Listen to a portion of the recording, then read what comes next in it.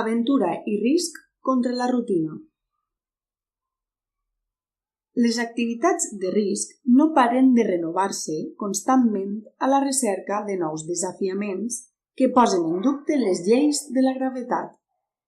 Tant esportistes que dediquen la seva vida a aquestes pràctiques com afeccionats troben en la velocitat, l'altura, la neu o les aigües torrencials la forma de desfermar l'adrenalina.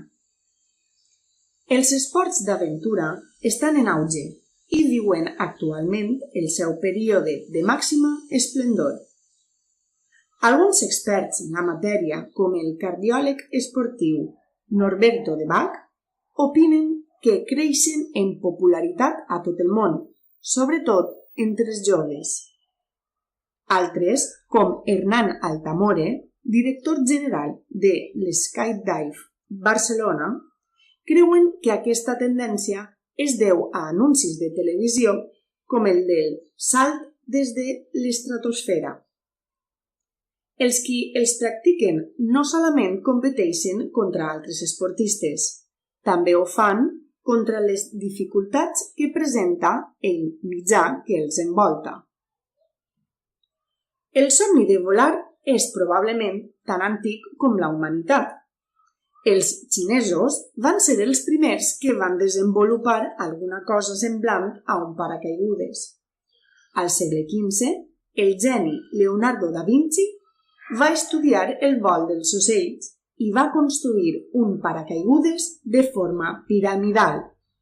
A ell li van seguir Fausto de Verangio, Sebastián Lenormand i molts d'altres que van anar a poc millorant aquest invent. En 1797, André Jacques Garnerin va realitzar el primer salt d'exhibició sobre la ciutat de París.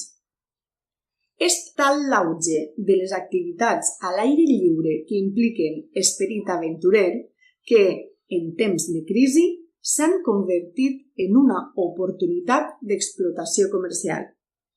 Existeixen empreses dedicades al turisme de risc i d'altres que s'encarreguen de posar en contacte a clients amb experts en rutes. Al marge del model clàssic de negoci, l'augment de la demanda dels esports extrems i d'aventura ha fet sorgir noves empreses dedicades a satisfer-la de manera diferent. És el cas de Jumping, una web que va sorgir fa 4 anys aprofitant la necessitat que existia de trobar informació sobre aquests esports a internet en un mateix lloc web especialitzat. Actualment ha aconseguit crear una comunitat en línia d'assidus d'aquests esports que resolen dubtes i actualitzar constantment les últimes notícies del sector.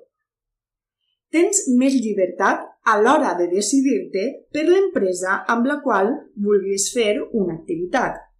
Pots veure la que millor et ve per proximitat, per les valoracions d'altres usuaris, veure quin té millor preu o la que més ven, per finalment sol·licitar-li informació, telefonar-li, comprar o regalar directament l'activitat. Explica Tania Navarro, directora del Departament de Comunicació de Jumping.